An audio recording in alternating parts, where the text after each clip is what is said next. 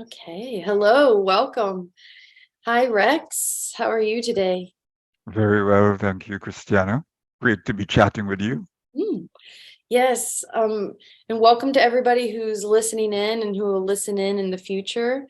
Today is February 2nd, 2023, and Rex and I are here to get today in honor of the Orinoco Flows Community, which is a gathering place for women and people who are looking to support women and birth. It's interesting. The reason why we're here today is also to go over a water ritual because we're in the season of winter. And winter in the five element theory, this is symbolized by water. Yes, Rex? Yes, it is. Water is a dominant feature about that with wintertime, but also water is very much what is present in the whole experience of the birth ceremony, in the sense of when our mother was pregnant with us, who was hosting us was water. It's very true. And it's as our experience of the world becomes more mediated by technology today, it seems that our connection to the earth or Mother Earth and these natural elements, such as water, and how it really is the very essence of birth and life creation. We've almost it's like we've lessened our connection as in general as a world population. And I know that's one of the reasons why you and I and Sarah Devoy had come together to create the Orinoco Flows Community, and the name based off of a river in Venezuela. So the very foundation of the three of us is water. But I know what we're here to do is to perform a ritual with the water element to help mothers to be their partners and birth professionals rediscover the transformative feminine energy that's at the heart of the birthing process. And truly, the transformative energy that comes when we mark time and space using elements and ritual. And I'm just curious, Rex, how would you define ritual, or what does ritual mean to you? I mean, ritual is a space and a time that we can choose and have where we reconnect with the essence of who we are as we are relating to life. Oftentimes, we are caught in our to-do lists, and which of course we have to do. But on the other hand, it's like that aspect of doing a ritual, and rituals have many domains to it, can just bring us back to ourselves, to an essential aspect of who we are. And also with some rituals like the one I'm going to do here today, which is with connecting with water and having gratitude for its presence in our lives. So ritual gives that sort of time and space where another dynamics of energy can occur, and in a way like switch your reality for a moment, like really just reconnected with essential aspects of who we are as human beings, because the to-do list is not just who we are. Rituals connects us to elements and to the unseen domains of life, which appreciate as regards when we honor ourselves by doing, by engaging with rituals. This and for me, this the same. I agree with you 100%. I engage in rituals every day. We all do, whether we realize it or not. But when I do specific rituals, for me in the training in the mystery schools, I can reconnect to the sacredness of all things. And it's like it opened up a different dimension almost in my being. So I love too that marking time and space is really it's a matriarchal domain. like transition itself, just like in the women and in the feminine energy, it's like our monthly cycles and the cycles that we go through in pregnancy and the creation of life. And it's all tied in with the lunar cycles. So here we are on the eve of a full moon in the new lunar year of the rabbit. And it's interesting that the Orinoco Flows community, we use the 9-star key, an astrology system that you're a master of, Rex, and have been studying for the last 40 years. But the 9-star key is a marking of time through the celestial bodies, correct? Yes, it is. Over the decades, it has been my passion. I have written, quite a few books about it. And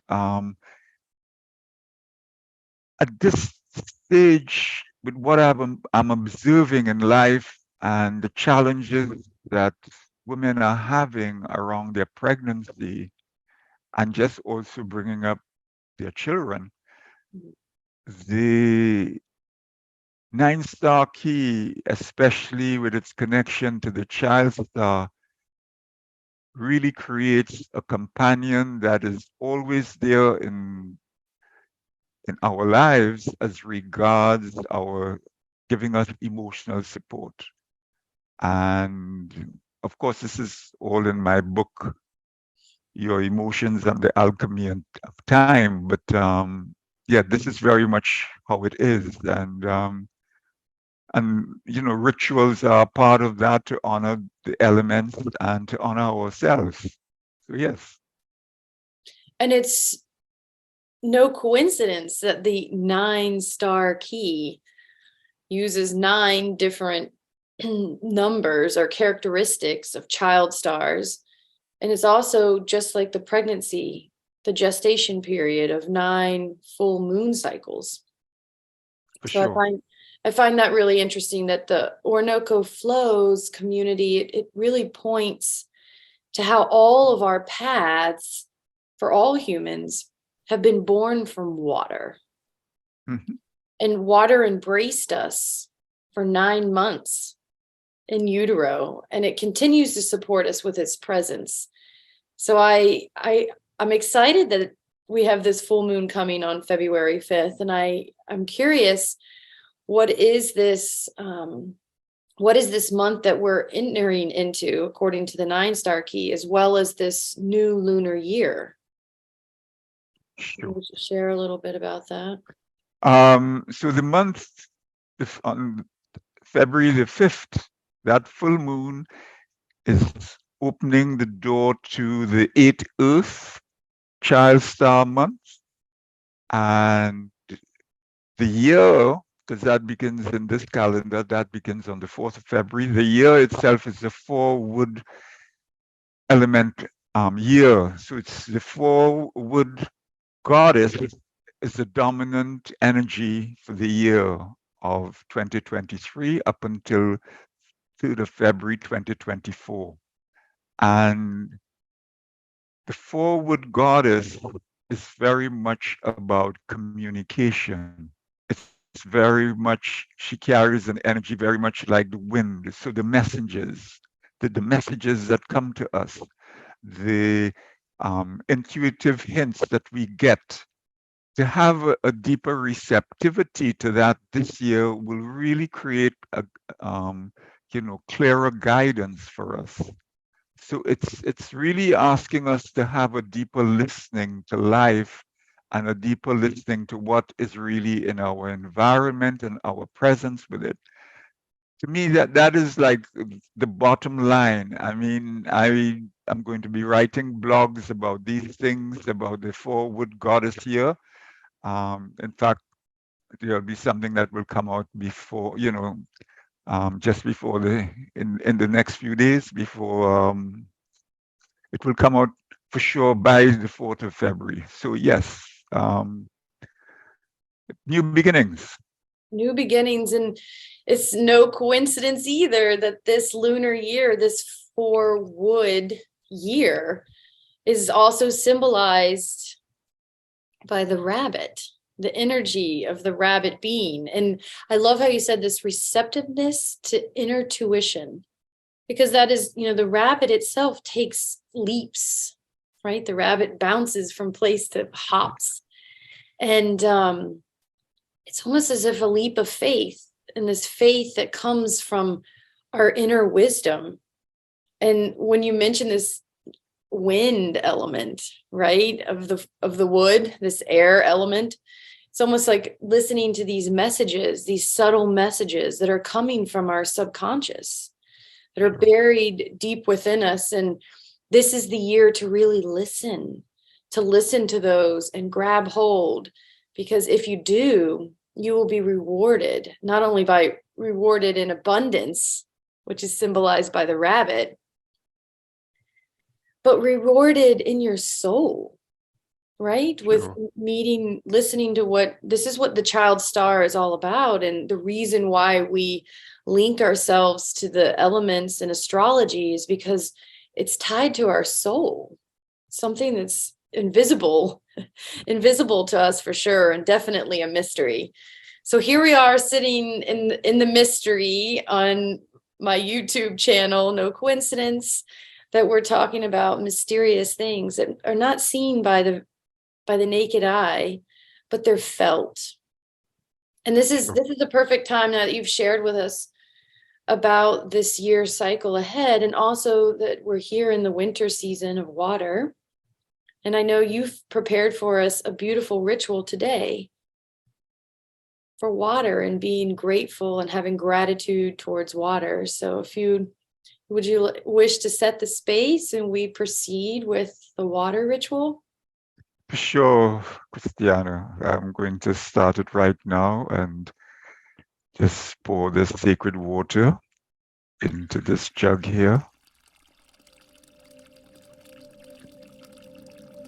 Thank you, water. Thank you for your many blessings. Thank you for the sound that you bring and create in our life. We give thanks to you, water. You're there from the beginning of our life. You're there embracing us as we were in our mother's belly, coming into the world, giving us support, giving us nourishment, and most essentially, comforting us. You are always a source of comfort to our lives, and you always bring a sense of sacredness to it, especially when we are receptive to you. We need to apologize to you, sacred water, for taking you for granted, for abusing you with the pollution that we have poured into you. We ask for your forgiveness of our stupidity and ignorance in dealing with you in this way. As you have been our mother right at the beginning. Yes, our mother was there, but in that world of the elements, you were the mothering quality that was serving us, that was blessing us, and we give thanks for this. We also give thanks for the capacity you have to purify things in our lives. Pouring you back and forth here, the space in which I'm doing this is creating a level of purification in the room, because you carry this capacity with who you are as an element, and we are deeply grateful for this sacred water. Also water, the whole area of blessing. Blessings surround our life with your presence. In ancient societies, water was a gift of blessings for the land, for the plants to grow, for the food to grow. So you symbolize blessing. You symbolize sacredness. You symbolize nourishment. You symbolize healing. We give thanks for you, water. We give thanks to you. And we ask that we can connect with you as a companion when we have a shower, when we have a bath, when we wash our hands. We feel you as a companion. We feel you there as a friend being supportive rather than just some item of functionality in our life. As you're always blessing us, healing us, supporting us, we give thanks. Thank you, Water, for all these blessings that you bring into our lives. Thank you, Christiana. Thank you, Rex. I don't know if you've noticed my voice has changed. I hear it. Mm-hmm. Yes, and that's a little bit of the magic that we want to share with the people who are listening, is that when you engage from a deeper place of your being, just watching you pour the water, it just reminded me of when I stand in the shower and I can relate to the water washing over my body, cleansing my soul, cleansing maybe the impurities that have come into my space during the day or interactions that have caused turbulence with others. It's so magical that we can return to this resource that we have. It's not only, even if you don't have the water, it's in us. Our bodies are made mostly of water. And so it's funny, I feel this almost like a buoyancy Okay. right now in the space where I'm just kind of floating a little bit in the water. So thank you. I just wanted to say thank you. Thank you, Christiane. Yeah. And I just want to invite those who are listening and they want to learn more about engaging with elements and rituals and about the Orinoco Flows community. We have a wonderful Facebook group, Orinoco Flows Community. I'll place it right here on the video below so you can see that and you can join us. We also have a presence online through my website, Balance Body CST. I'll place the tag up here as well. So if you want to see a little bit more about who we are and what we're engaging in to support ushering in the next generations of life here on this planet and how we can support women in a more conscious way and an awareness that's tied to our beings, who we really are. So thank you everyone for listening until we meet again in the future. Thank you, Christiana. Thank you, Water.